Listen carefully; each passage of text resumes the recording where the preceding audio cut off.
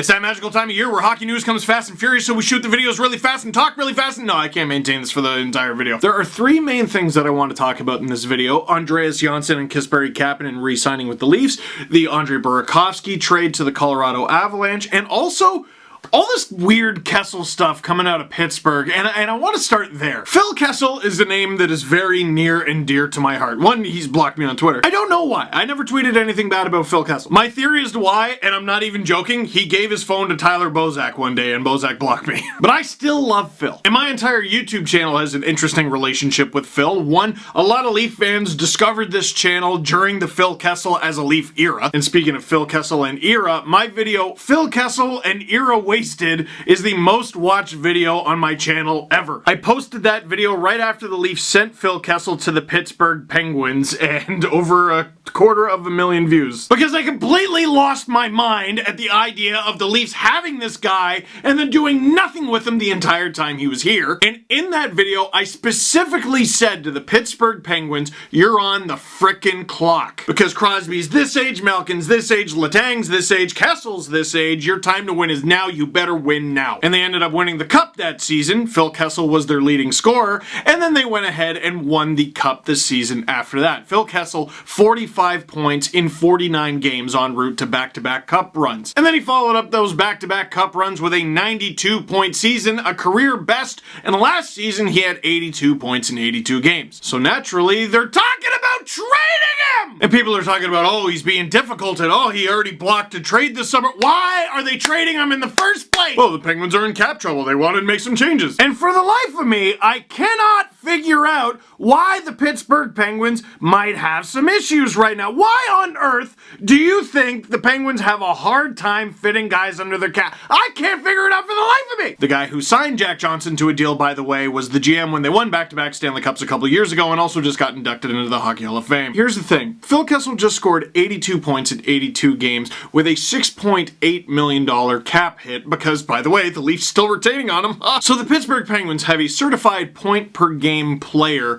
on a contract of less than $7 million. The way contracts are going in this league, that just does not happen. Now, there's the argument where there's smoke, there's fire. This isn't the first time that Phil Kessel has been talked about as a difficult player to deal with. I am of two minds here. One, maybe Phil Kessel is difficult to deal with. I mean, there were allusions to that in Boston. There were certainly allusions to that in Toronto. It looks like there's finally that in Pittsburgh, and he might be on his way out of town. Which is confusing to me because the number one thing that was attacked about Phil Kessel when he was in Toronto was his character, and then he went to Pittsburgh, and the Penguins went out of their way to be like, we love Phil, check out this guy, oh, isn't he nuts? Kessel and Malkin screaming at each other on the bench, but they're just competitors, and look, they won! They won! It's healthy! There's definitely some confusion there. I don't know how to read that. And here's something that's maybe more important. You might say, well, Jim Rutherford is in the Hockey Hall of Fame. Surely he knows what he's doing, Steve. Maybe he does, but let me ask you a question. Do you trust hockey people to make good decisions about anything? Take your time. Here's my final take on the whole thing. Oh, he's not good at defense. He's difficult to deal with. He eats too many hot dogs. 82 points in 82 games for less than $7 million against the cap. For all his warts, keep him. Deal with him. Because if you don't, I think you'll regret it. Sincerely, guy whose team traded him with salary retained who's now in cap trouble. Stranger things have happened for sure, but to me, a Phil Kessel trade out of Pittsburgh is probably gonna suck for the Penguins. Getting away from trades that might happen to trades that have happened, Burakovsky finally traded by the Washington Capitals. That guy was in rumors for years to the Colorado Avalanche. The full trade is the Avalanche trade Scott Kosmachuk, a second and a third round pick in the 2020 NHL draft for Burakovsky from the Washington Capitals. Burakovsky's a strange figure. One, he's a young guy who's been in trade rumors forever, and also he had 12 goals last year.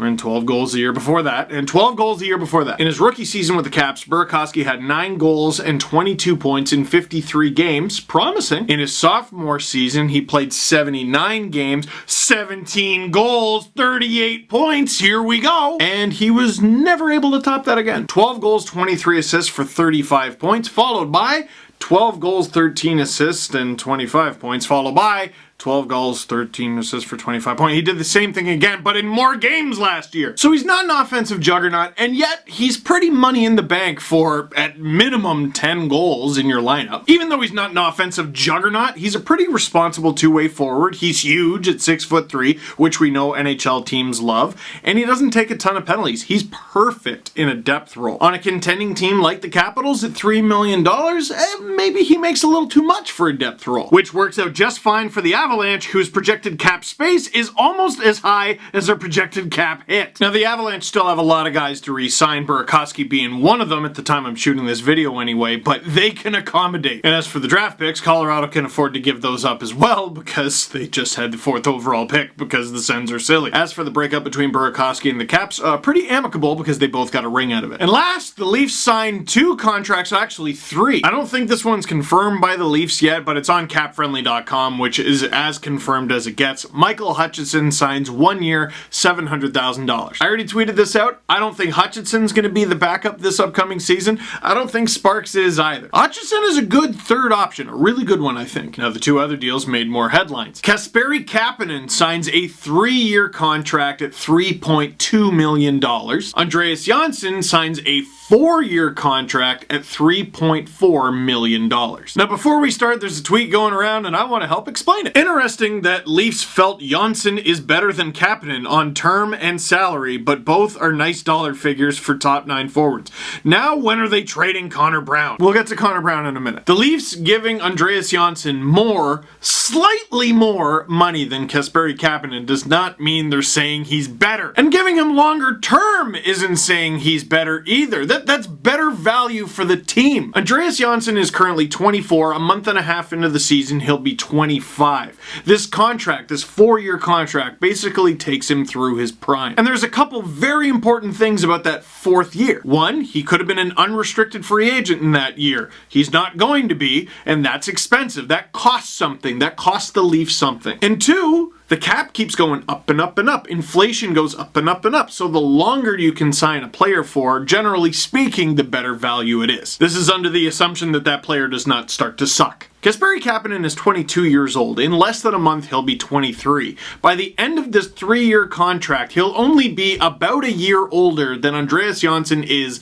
now. Here's the real sweet part. In 82 games last season, for $6.25 million, Patrick Marleau scored 16 goals and 37 points. Andreas Johnsson had 20 goals and 43 points. Kasperi Kapanen scored 20 goals and 44 points. Patrick Marleau was on the power play and sometimes on the penalty kill. Both Kasperi Kapanen and Andreas Johnsson can play both special teams. In fact, you might say Kasperi Kapanen is an X factor on the Leafs penalty kill that could use one, and Andreas Johnsson was a nice bang-in net front presence on a Leafs power play that could use one. Basically, for almost identical money to what Patrick Marleau was making against the cap, the Leafs have managed to retain 2 guys who produced more than Patrick Marleau last year. But aren't you worried that the 1st-round pick they traded for Patrick Marleau might end up being good?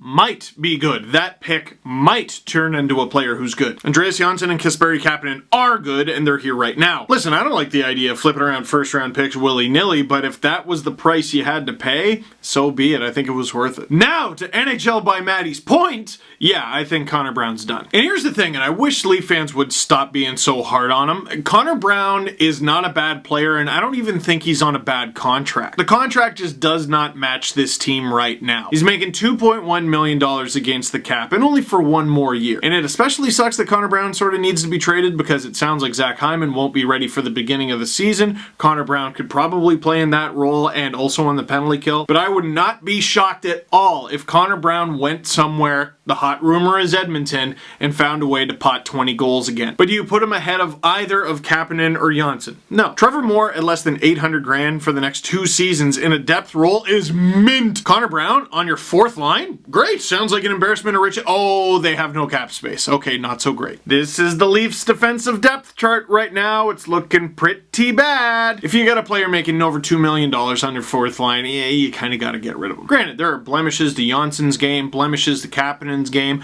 I think Johnsson will probably get a little bit better. Kapanen is very young. I assume he's going to get much better. But in an era where everyone and their dog is making $7 million against the cap, Getting both of these guys for 6.6 combined is pretty good. Questions. How excited are you for July 1st? Excited to hang out with you all day, Drew. That's the producer Drew from Sportsnet, and we're going to be making videos together all day in the Sportsnet studios, and boy is he excited. He cheers for the Avs. You see that Ryan O'Reilly just won the Conn Smythe? Anyway, can Paul Marner just build a bridge and get over it? Maybe that's the goal in asking for like $100 million so that he can fund the building of a bridge. I don't know, dude. I just listened to the last 31 Thoughts podcast, Elliot Friedman and Jeff Merrick. They put it perfectly.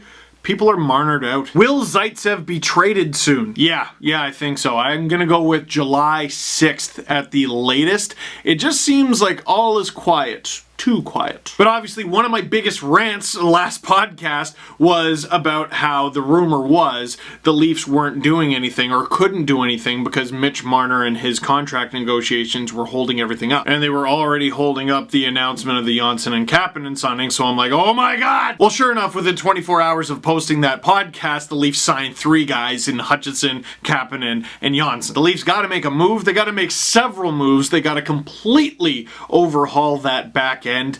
Zaitsev's getting moved, I think, for sure. What kind of beer would you like? Ambers? Ambers. I like red beers. Why? That's Kappy? That's Cap 3. Do you feel more optimistic about the Leafs offseason moves going forward now that Kapanen and Johnsson are re-signed? You know what I do, actually. I really do. One, at least they're done. It's done. They're Leafs now for the next 3 and 4 years. Oh, isn't that nice? Now, those are facts. Now I go into theory. Some people were theorizing, oh, maybe this means the Marner talks are going well.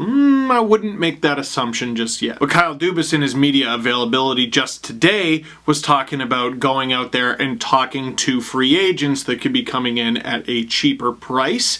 And for some reason, I just feel like this gives off the impression that some of those conversations went pretty well. Because look, the Marner stuff has me stressed out, but there's a tiny little voice of reason in the back of my head that is pretty confident this is going to get done. I don't know. It wouldn't be the first time that the Leafs completely screwed me over.